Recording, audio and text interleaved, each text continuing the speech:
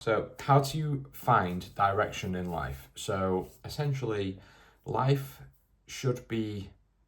pursued with a degree of faith in that, insofar as that everything isn't going to just go wrong. Like, the worst case scenario isn't going to happen every time. If you're constantly thinking that the worst case scenario is going to happen every single time with every maneuver in your life, it makes you less able to capitalize on any opportunities that just throw themselves at you that you might want to pursue. If you were to um, just pass through life with a degree of faith that everything will be okay, it allows you to be open to the idea of following new opportunities, rather than letting things just pass by and let them slip by you because you're fearful or scared. Um, you'll be more likely to just jump on the opportunity. That's just a fact, because all of a sudden these things that you may have just missed out on, you're going to actually jump on, and then you'll pursue it and you'll learn things by doing it, and you'll find yourself taking meanders in the path rather than just living your life in a straight direction, going in the same way it's always been. You're gonna be able to find new directions and learn new skills and meet new people, which is going to have like a butterfly effect in terms of 10 steps down the road is going to be so much more different than if you were to not take the opportunity to start with. Like, if you were to move your ship 1 degree to the east and you're next to another ship, which is essentially their hypotheticals, like this is one ship is one life direction, the other ship is another life direction, and let's say positive is over there and negative's over there. If you maneuver your ship with a degree of faith in 1% direction, it could be in the negative. But if you are doing that, making that decision with a scared mindset that things aren't going to turn out, it's more likely going to turn out negative than if you were to move in the direction in the next step with a degree of positivity and faith that everything's going to be okay. And if you are to, let's say, live your life with a degree of calmness, you've kind of got your emotions in check a little bit. Not to say that you don't feel the emotions, it's just so you know not to make any decisions based or when you're in a state of high negative emotion, because it will influence the way the direction in which you maneuver your ship towards maybe more of a negative rather than more positive. Because subconsciously, if you're angry or jealous or competitive or paranoid, your subconscious is going to just like automatically exclude like a whole range of opportunities, because you don't want to face some fear or some potential of you being found out to do something, like the paranoia side. Like, you could argue, let's say, if you wanted to be an actor or something like that, and you had to do loads of acting on camera and put them on a YouTube channel to get some exposure, for example,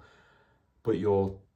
paranoid that some of your friends are going to find out and think that you're not too good, you're going to think, well, I can't do it on that, so I'm just going to, instead of popping them on YouTube, I'm just going to send them privately to blah, blah, blah, blah, blah. So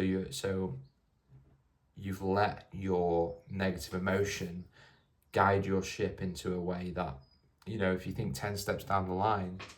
if you're posting them on social media, just on this example, and then you get like 1,000, 2,000 followers, the chances of, a producer organically coming by an impressive video and seeing that you're dedicated to the art is there. Whereas if you're just going around and sending them willy-nilly to directors or however an actor would do it, it's not going to be quite as impressive. But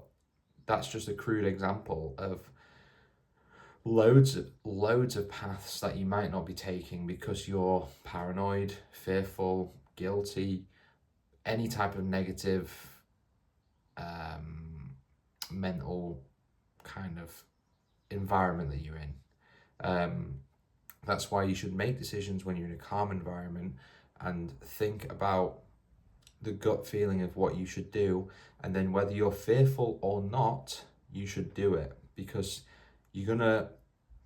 once you've made the decision in a calm state, you've actually got to follow through with it, and that's when you can feel the fear or the guilt or the paranoia again. But you've already made that decision in the calm, you know that's the right thing to do, and you just go ahead and do it. And if you think about how blessed you are just to be alive on this planet, and just to let time waste by because you're scared of judgmental opinions of people that you may not speak to anymore, or just some random people on the internet. It's best just to devoid yourself of thinking who might be listening or who might see it, blah blah blah blah blah blah blah. Because I'm pretty sure, just using like a camera example again, just to highlight it, because I feel like loads of people who have recorded themselves have the same feeling. I feel like when you're starting out, you do have almost, I think I've seen loads of other YouTubers that are talking about when they're starting out, and they do have a sense of like fear and paranoia, and are people going to think that this is just silly and stupid, and am I not going to do a good enough job, are people going to be bored, etc etc etc. But at least you will have a direction change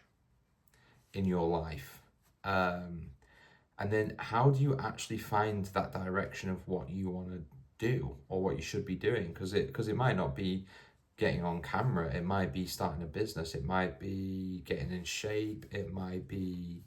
dating people, it might be, insert whatever. And the best way to do it that I found is literally just go on a walk